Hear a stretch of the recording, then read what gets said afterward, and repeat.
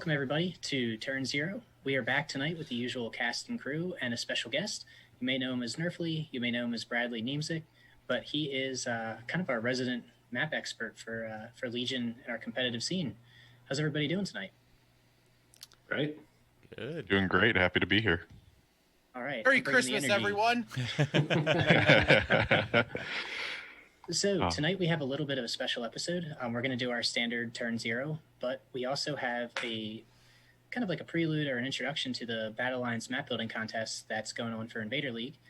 Bradley and Keegan are judging, and Nick and I are entering, and we're also sponsoring the top prize for it. So everybody make sure you get your maps in there and you can take Josh's money. Keegan, why don't you and Brad kind of talk a little bit about what you're looking for when it comes to judging the submissions? Yeah, I'll turn it over to Brad first to talk about kind of the main highlights. Yeah, so just a quick review of the Battle Lines competition. So this was a competition that happened a couple seasons ago in Invader League that I had participated in. It was run as a little contest to see, so what the community could do when it came to map making, and use some of those maps in the competition itself. So we kind of brought it back, beefed it up, made it a little bit more in depth because of the amount of time that we have now between what Invader League Season 2 was and what now is. And what we're looking for specifically is very playable maps that would be good in a competition setting and that also tell kind of a story that's set in the Star Wars universe. So those are the three things that we're mainly looking for. It's three things that I personally strive for in every kind of map I make. And what you're, again, focus on playability. It needs to work, guys. You can make an awesome, cool map, but it really does need to work when you're making it here. We've seen some awesome submissions so far. I definitely recommend checking that out in the map showcase channel in the Battle Line section of the Legion Discord. There's some cool, awesome stuff there to use for inspiration, and I'm excited to see all the rest that's going to be coming over the next about 9 days, I believe, is left in the competition. I think that's about right. Yep. Yeah, I think the 19th. Yeah, and in addition to judging the maps of Keegan, Brad, I think you brought our blue player list for us tonight, right? Yes, I decided to go a little bit of a throwback on this one. So I'm actually interested to hear Keegan's thoughts first in regards to this. Is this the map that I killed with Pathfinders in Endor, or is it something else? It's close to that. Okay. Yeah. It's based on the list that I brought to the LCQ at Adepticon. Oh, cool. Because that was it's based on that list, and that one got a little bit of notoriety because a certain individual accidentally brought my list to a stream table. Yeah, I heard about that. So that was fun. That kind of launched me into being a bit of a Vader guy. But it's Darth Vader, which is a pretty uncommon pick these days, unfortunately, in a bunch of stormtroopers and snows, and one of my favorite units in the entire game, the Imperial Royal Guard. Yes. Sorry about that. I didn't realize I was muted for a second. Yeah, it's a nice classic backbone, and I like the way that the IRG interact with the rest of the list. It's got a lot of bodies that it wants to keep moving, and that Guardian 2 really does come in handy, especially when backed up by the portable scanner and the Medroid. All right, and Josh, I believe you have brought the red player list for us tonight, right? It's kind of the opposite of old school. It's a new take. Yeah, so I also have Vader in this list, but we're talking pre-suit Vader. This is a 799-point list, 9 activations. Obi-Wan Kenobi with Force Push and Force Barrier. Then Anakin Skywalker with Force Choke, Saber Throw, Seize the Initiative, and Tenacity. In the operative slot, we have Padme with Strict Orders and her Looted Blaster. We have 3 Phase 1 Clone Troopers and 3 ARC Troopers with the DC-15, ARC Trooper Strike Teams. One thing I do want to note, because there are a lot of command cards here, we do not have, we have Aggressive Negotiations for Padme's 2-pip. We have Knowledge and Defense. We have Hello There, This Is Where the Fun Begins. Hero of the Clone Wars, and General Kenobi. So, feel like Listen these to my battle hand. I feel like these two lists could actually be like a Marvel comic of Vader battling the demons of his past in some alternate reality. Oh, that'd actually be pretty awesome to see. I don't know. Disney might make a show out of that at this rate. I will watch it. Nicholas, how are you doing tonight? I'm great. How are you? I think you brought the map for us, right? So I have. So what we have here is I 3D printed all of this. Different STLs. Most of them are Imperial terrain. A few from I cannot remember the name of the Etsy store. Tabletop Armory 3D, and then some files I grabbed off Thingiverse. I printed them all myself, hobbied them up. We've got some model train trees here and there. The fountain has liquid resin, so that's a lot of fun to work with. And we're on the fifth trooper map, the Theed map they make. And it's a lot of fun. It's as much fun to play on as it is to look at. So Can confirm. Nick and I have actually played on this one together. Yeah, it is a gorgeous looking map, and it makes me want me to put minis on the table, and still fits in the theme of our Vader fighting the demons of his past. Yeah, so it's not bad. We just need more sand. We didn't put any beaches here. Just like a little sandbox. Yeah. I can work on that. Well, a little playground in the middle. It's perfect. Yeah. Yeah, and arguably the sandbox of Legion is the battle cards, since every time we create a new story here, get my corny joke out of the way. And tonight we have flipped over for the objectives: payload, key positions, and hostage exchange, which is a really interesting third slot with these two lists head to head. Hemmed in, major offensive and advanced positions, and clear conditions, supply drop, and rapid reinforcements. Unlike some of the other matchups we've had over the past couple of episodes, this battle deck actually seems pretty good for both lists. So I think this is going to be a pretty intriguing back and forth when it comes to picking the cards. But Mike, Mike, let's get started. which side of the table are we on? We haven't done that. Yeah, that's true. Oops. This is what happens when I don't read the notes ahead of time. Let's get started with board edge, though, before we know what goes over there. Joshua, what side do you think looks better?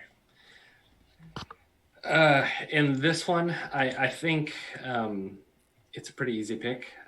I think if you look at deployments that both that run along the long side of the board edge and the short side, both deployments seem to favor the top, as well as the battle deck that Brad brought for us today as blue pair. I think, especially in key positions, if you just look north or at 12 o'clock of the center position, that looks like where KP is going to end at, and that's going to give you an extra advantage, stopping that spot or taking that spot right there. So I think top is the way to go. Ian, since you reminded me, do you tend to agree? I do, yeah. I think, Josh covered a lot of the objectives. I always look at the kind of the cover and line of sight blocking that I'll have on the approach. And when I'm focusing on that, what will be my bottom right corner, the top side, it definitely seems a favorite for a list that has Vader and the Stormtroopers. I'm going to want them moving together, but I'm going to want to be able to keep them behind cover from some longer range stuff until we get into the fight. How do you feel about that, Brad? yeah, 100%. Every time I play Vader, the first thing I look at on a board edge when I walk up to a table is what's my path to the middle, because Vader kind of has this range 2 bubble of this is mine that surrounds him when he's on a table. And you usually want to position that as close to the center objective as possible. So looking at the top end, there's a very clear path behind some LOS blocking terrain to get me towards the middle.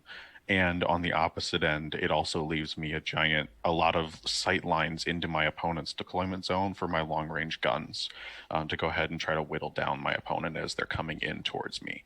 So if we're playing any kind of central objective, I really want to tuck Vader behind that big kind of 3-tiered building that's circular there. I want to kind of bring him in there and then swing him into the middle. So definitely looking at some kind of like major offensive deployment on the top edge as the ideal scenario.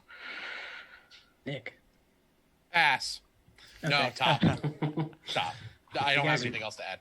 You guys are making me feel really shitty that I took the bottom when we actually played on this. Not gonna lie.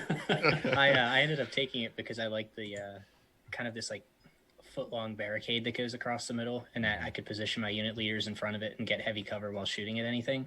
But yeah, I kind of like your reasons as well. I probably would have done that if I took more time to look at it.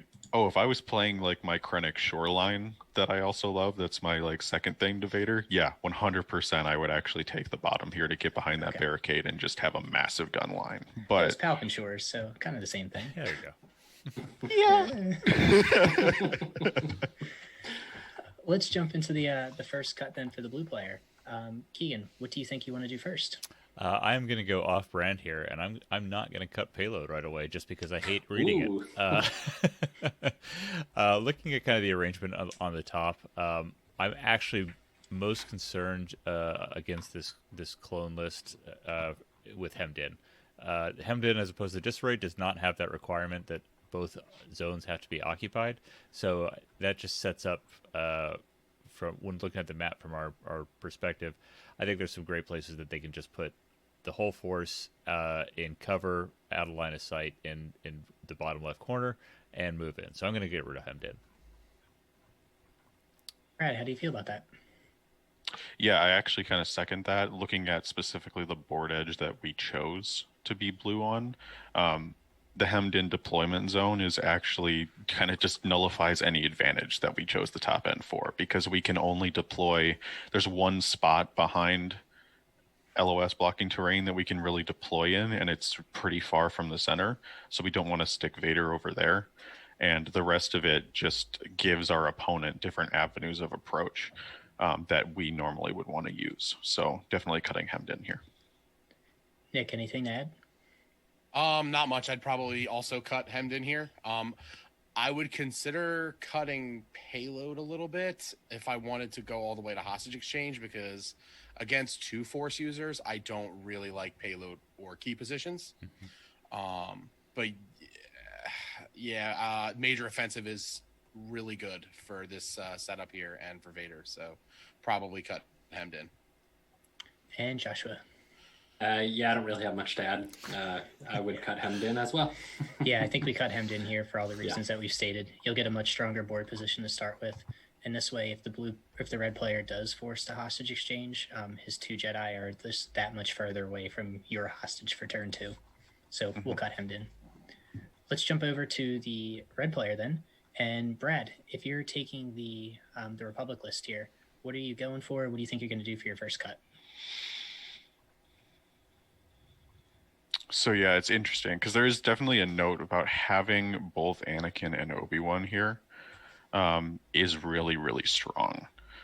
So I definitely want to make sure I'm leveraging that as much as possible. Just taking a look at the list again. Okay, so interesting note in the list is that there's only one copy of Force Push. So there isn't the double Force Push shenanigans going on here, which is something that, you know, it would make me lean a little bit more towards key positions or something like that. But since I only have the one, so it's one force push on both sides, I think I am going to cut for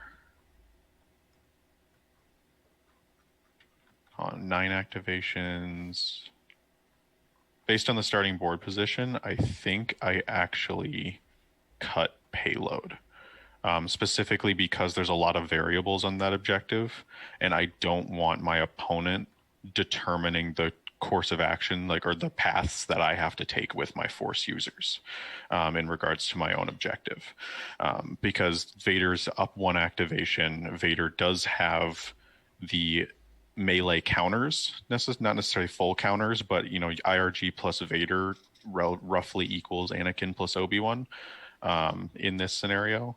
So I don't want my opponent saying, okay, you have to go here so Vader can just intercept you and just sit there and wait by choosing the terrain that I have to go to. So I'm going to go ahead and cut payload. Yeah, I actually like that answer quite a bit. Nick, how do you feel? I'm considering cutting payload too, but I'm also looking really hard at supply drop in that second slot.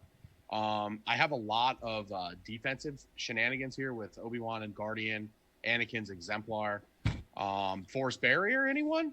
I have less wounds, but they're definitely higher value. So I'm looking at cutting to supply drop right here, and then making a hard choice for blue player next time around. So I'm cutting clear conditions. Joshua. I'm actually going to cut major offensive here and go towards advanced positions. I know that's not something you want to give Vader, but the problem is where major offensive is starting at, I don't really have a good spot in order to put Padme and Anakin or any of my arc snipers down. The reason being is that they're going to be in the open down there. So any of the standby sharing that I might have coming off of Exemplar is going to be negated by the fact that they're sitting in the open, and the Empire Strike teams can easily shoot Padme or Anakin. So I don't think major offensive gives them a very good deployment. So we're going to cut that and go for advanced positions. Well, we have 3 different answers. Keegan, what do you want to add to the melting pot? I'm going to make a 4th answer. I thought about payload to make a run for hostage exchange, because with hostage exchange is the only objective in here that choke could really change the game at a terrible time by choking out the unit leader holding it. But I actually think I pass here. I don't want to cut the supply drop right now, because that could open him up to taking rapid reinforcements, and then I get IRG in really uncomfortable positions. I like what Josh said about major offensive. I completely agree on the positioning, but I also think that this is a good... I don't want to necessarily give it to him, give it to Vader yet. So, yeah, I'm going to pass. I'm actually going to cut payload here, simply because if we cut payload and go to key positions, we still have access to supply drop like Nick wants. We still have access to advanced positions like Josh wants. And I'm kind of okay with both objectives that are left over. Additionally, like Brad mentioned with payload, there's almost like 3 linebackers on Vader's side, with Vader, the snowtroopers with the flamethrower and grenades, and the IRG. So I don't think that I want to be down activations and like Brad said, be told this is where you're going to go. When you're down and outnumbered with linebackers, I think that might be a little bit of a mistake. So we are going to cut payload. So going back over to the blue player's final decision, we've got key positions, major offensive, and in clear conditions. And Nick, you're getting us started off this round. So we are playing key positions. I think I'm cutting that and going with hostile exchange, hostage exchange. I really like the idea. They don't have Rex in this list, so there's no what do you call it? There's no scouting party. There is a little standby sharing you have to watch out for, but I have more bodies overall. So I'm cutting key positions for hostage exchange. And Joshua.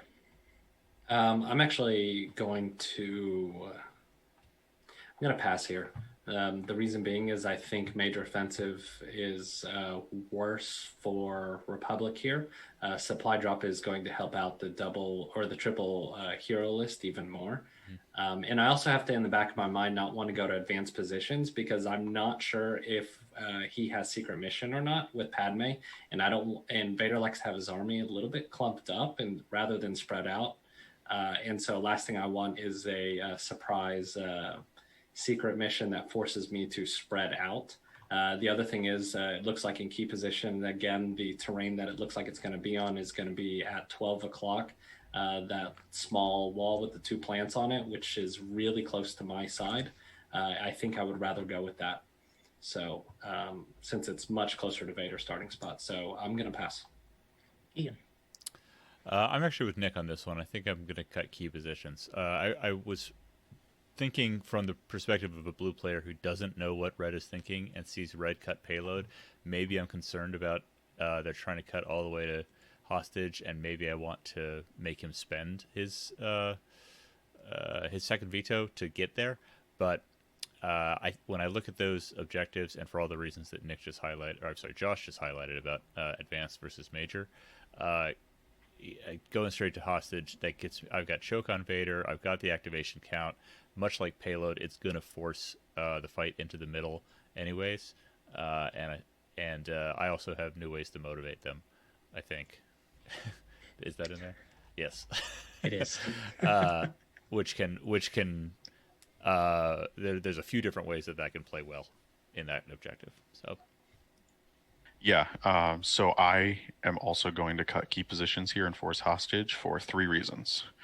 New ways to motivate them, Vader's might, and choke. You have the good positioning on either advanced positions or major offensive to get towards the middle. You have Vader's might, which is awesome for just saying, yoink, your hostage is mine, if you can get close enough. And then on top of that, new ways to motivate them on turn 1 to just get out of the way, or even turn 2 to keep moving forward.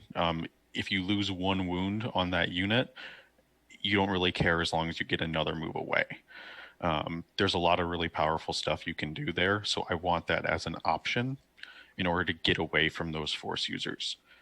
So forcing hostage, I think, is the most favorable thing that we can do here. So I'll admit I was going to pass up until this point, and then I forgot about Vader's might. Yep.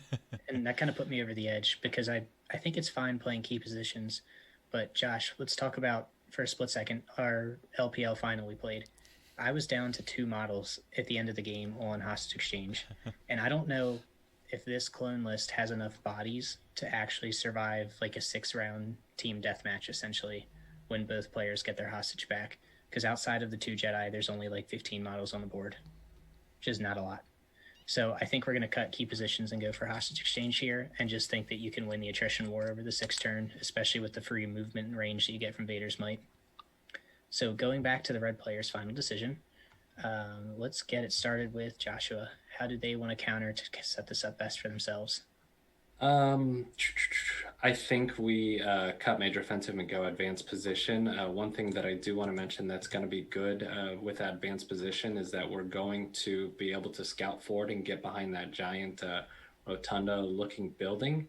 And what that does is that sets up Padme or Anakin to be able to exemplar standbys to their squad.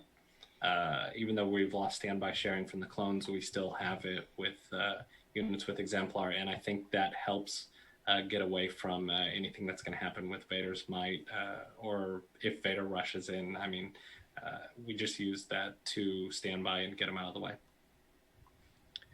And Keegan, do you tend to agree with that? I'm not as worried about the deployments between major offensive and advanced. I actually, with this layout, would want the extra bonuses that I get out of supply drop, especially since I don't have a medic already.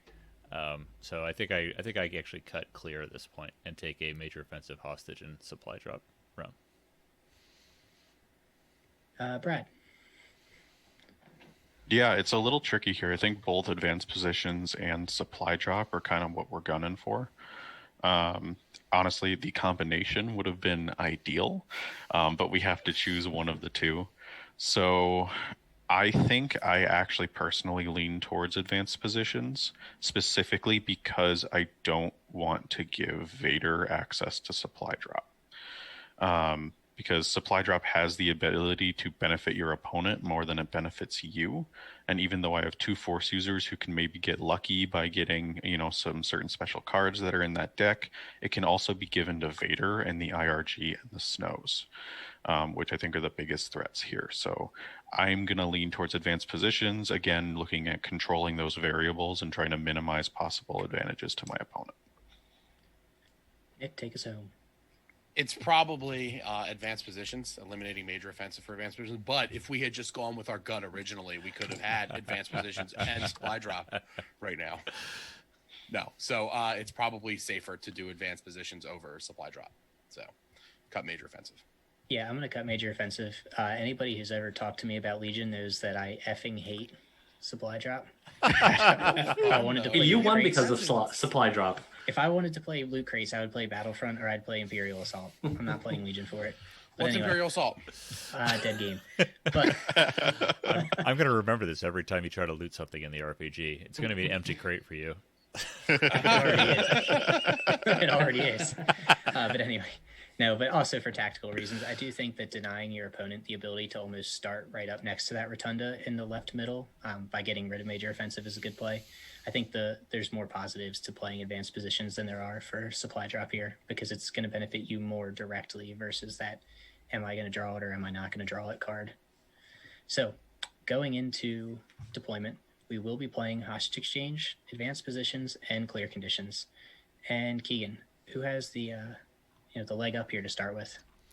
I think I think it'll be a fun match, but I might actually give it to the leg up to the Vader list. I think it's a good position. I think hostage is a good place for all the reasons that we talked about why we picked it, and I think looking at just kind of the wound count and the attack dice count, there's the Empire's got a pretty strong place. I like the idea of this list.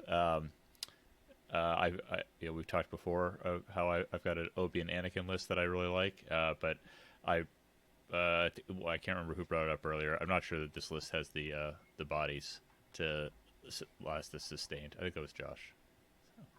Nick. I tend to agree. I think the Vader list just has like a lot more beef. I really like IRGs, and that's how I like to kit them with the environmental gear and the tenacity. Yeah. It has a lot of range firepower. There's so much range for there.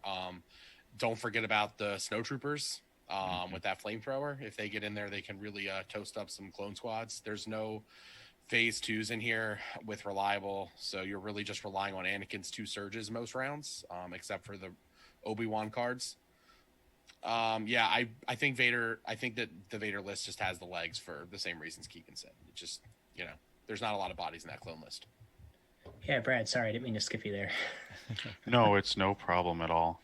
So, specifically, I do feel, obviously I built the Vader list, but I feel very, very confident in this kind of setup here, especially because I can choose the snows as my hostage and exert a lot of early pressure, and just get free shots with the hostage, even if I'm running away.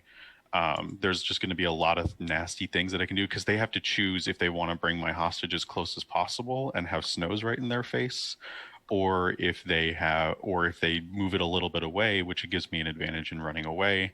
I've got the deployment that I want with Vader, so I can get behind that big rotunda and exert a lot of pressure in that area.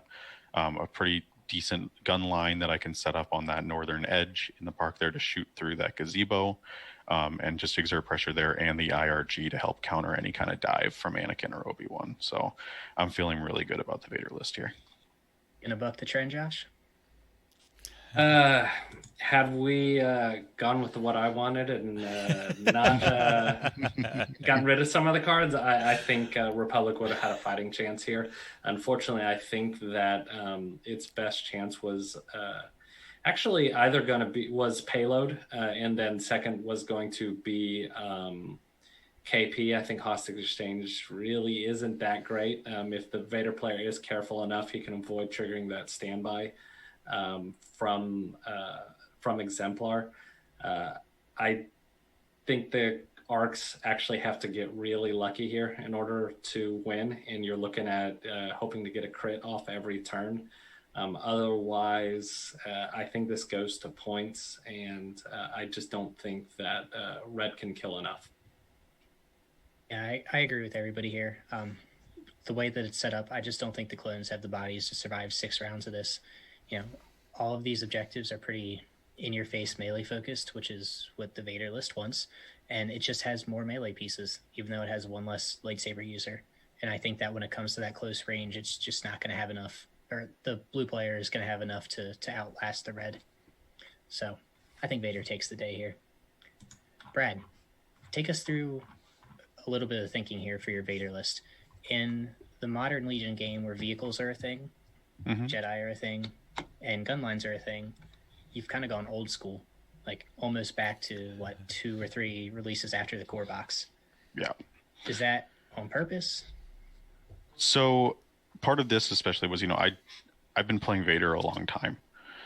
There's a couple things that I know work best with him. So, there's the constant debate of shore troopers versus stormtroopers when it comes to Vader. reason I go with storms here is Vader doesn't have a lot of spare orders that he wants to give out. He gives a grand total of 3 orders because you basically always assume that you're putting a face up on Darth Vader because you want to control that piece. So he gives 3 orders across 6 turns out to his army. You're not going to be triggering target a whole lot unless you're using HQ uplink shenanigans, which really cut down your activation count. And stormtroopers operate very well out of the bag because they don't have any keywords that specifically want face-ups. They don't need surges from aggressive tactics. You know, you're not going to be triggering aggressive tactics in a Vader list anyway. So I really kind of went with that.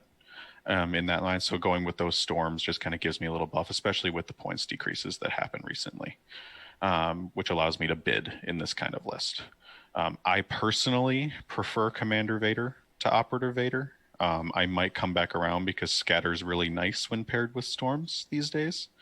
But I really like the nice trick that you have here, which I may have explained to Keegan before. I don't know if I've talked to the other two of you, but the nice thing about having Commander Vader and an officer in your list is you have 2 command tokens for the implacable turn, in addition to getting access to that strict orders command slot by taking the officer. So that's kind of a flex slot between a stormtrooper, a naked storm with like portable scanner, or an officer. They're both about 50 points. I went with the officer in this one because I wanted strict orders for the coordinated fire turn because my stormtroopers have 1 courage. And I also wanted that second token for the implacable turn.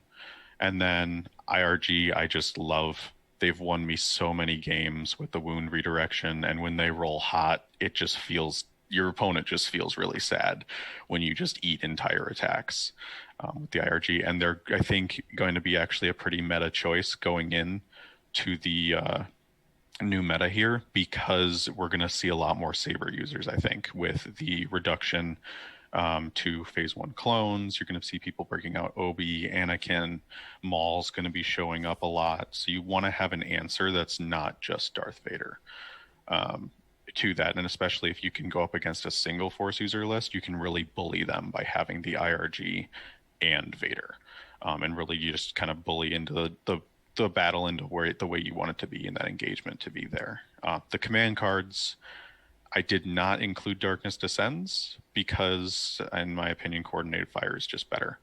And especially if you're running hostage exchange in your list, you don't really want to have a dead command card. And that's what Darkness Descends becomes because the middle of the board's just taken up by that enemy unit. So that extends that giant range 3 bubble, which I'm sure Keegan's familiar with. Things in the middle of the board coming up, some infiltrate tricks and stuff you can do. And you don't want to send your prize piece off into the far corner necessarily. So there's a bit of a non-bow there. But I like giving that little boost to my gun line early on. Again, I have 2 command tokens, so I'm fine pulling Vader from the bag that turn because I'm pulling more core out. And there's something I'm trying in this list, which is that naked stormtrooper with the medic and the portable scanner, which is basically their job is to babysit Vader, give him a dodge on the turns that he doesn't have one, heal him up, and maybe do some objectives on the way near the middle, because they're a really nice unit that can move in, maybe grab a center box after you Vader's might their unit towards you or something like that, and take it out so Vader can keep going into the fight, and then they grab it after healing him from the shots and then just run away. So that's my thought process behind the list, and a healthy bid of 11 points because right now I feel blue player is so advantaged that if you're not bidding higher than 10, you're probably rolling the dice on what kind of game you're going to play. And if I was going to take this to any kind of major competitive tournament, I definitely want a bid of between 10 and 15 points at a minimum. Yeah, I'm going to go just because in my old age, I'm going to forget everything I'm about to say there. I also agree with the points changes of taking the storms over the shores. If the shores were still 3 points less apiece and the mortars were still 3 less, I'll go for it. But with the prevalence of force choke these days, to lose a 35-point heavy and really not have too much that you can do about it feels really, really bad when that's essentially what you're going for your core when you're taking the mortars. With the IRG, completely agree with everything that you said there. And I think that you did something really interesting with the naked storm with the scanner, because Josh, Nick, and I have talked about this before. We do it with our Dooku all the time. It essentially gives Dooku all 4 force powers, and it's the exact same 4 force powers for Vader here. So if it works for one, why not do it for the other? Yeah, I actually like a lot of the things that are going on here. Nick, I think you've played a little bit of Vader, right? Like 3 or 2 years ago. No, Vader's really cool. But I like the list for a lot of the same reasons that you guys have already said. I might consider improvised orders instead of strict orders here, just because, Vader has infinite courage and the list is kind of Vader's list. So I might, improvise orders. It also really helps that implacable turn too, or it can help. And I like the officer for the same reason. I've seen it before. And it's 50 points. It gets you an Inspire 1. I mean, I love Royal Guards. Anytime I get to see Royal Guards in a list, I love it. So, yeah, I like it. Josh? I like the list as well. At first, when I was thinking, when I was looking at it, I was thinking exactly as Nick was thinking, maybe take out strict for something else. But as soon as you said coordinated fire, that makes perfect sense as to why you have it in there kind of as a buffer just in case they're on suppression. The only thing I would change, and this may be a little bit controversial, is I would actually drop Force Choke. And the impact grenades and replace it with force barrier. Not cold in here. Mainly because I think force barrier saving any of your other units that are getting shot at is invaluable. I think you can block in an army without aggressive tactics. You're looking at saving 6 wounds for the Empire throughout the course of the game, and it's just something I can't leave at home. Force Choke often with Vader comes late in the game. And the prevalence of a lot of vehicles that we're going to be running into, I see the benefit of having impact grenades.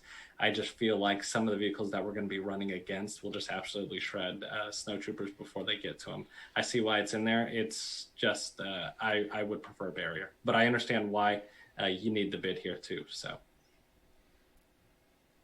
Keegan, I'm going to try and give you a second here to gather some kind of thought to add. Hey, I have a thought. Needs more coherent thought. Finders. Okay. First, I've always liked, and Brad has used this to good effect, the combination of Vader, IRG, and a medbot. I think that creates a real horns of a dilemma of who to shoot and has good recovery options.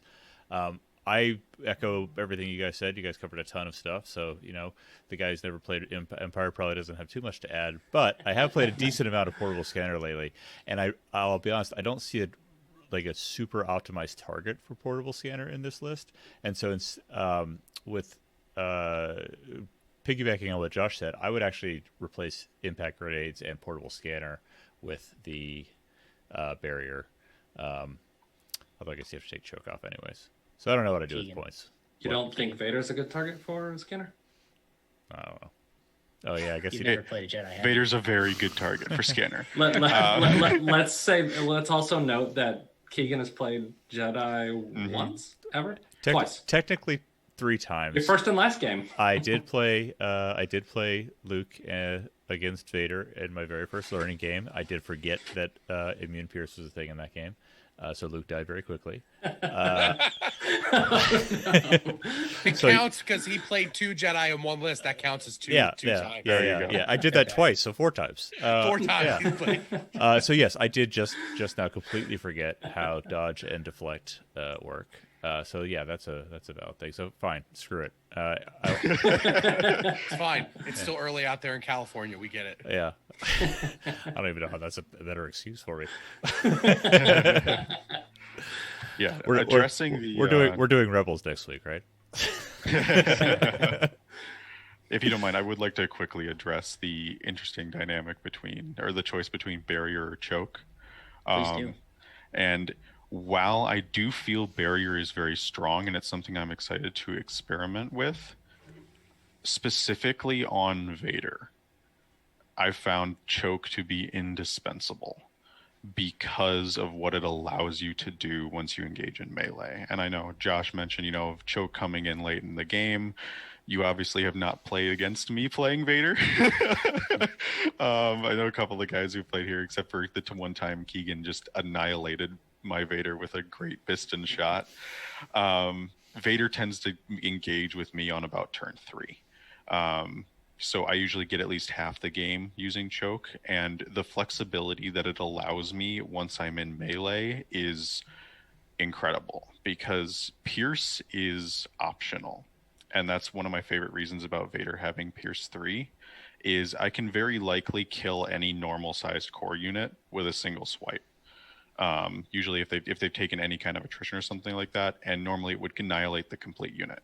What choke allows me to do with Vader when I get in is leave the leader alive after they've been, if they've an activated unit. I go in, I pull them forward, I go in, I swipe them, I kill everybody except the leader, leaving him alive specifically. So Vader is now shielded for the entire turn, and then opening up on the next turn, I can just snap his neck with choke and go with push already up and go into the next unit and continue like that. And choke's utility when it comes to objectives and the kind of objectives Vader likes to play, late game key positions, eliminating unit leaders, hostage, making people, drop the hostage. I'm pretty sure, in intercept as well, it's relevant. So this could be, again, me just being old school. If I am going to run barrier here, I think you actually drop saber throw. You dick, I was just about to say that. Then I will let you comment on it. Yeah, so I've actually experimented a couple of Vader games now with taking saber throw off and putting barrier in that place.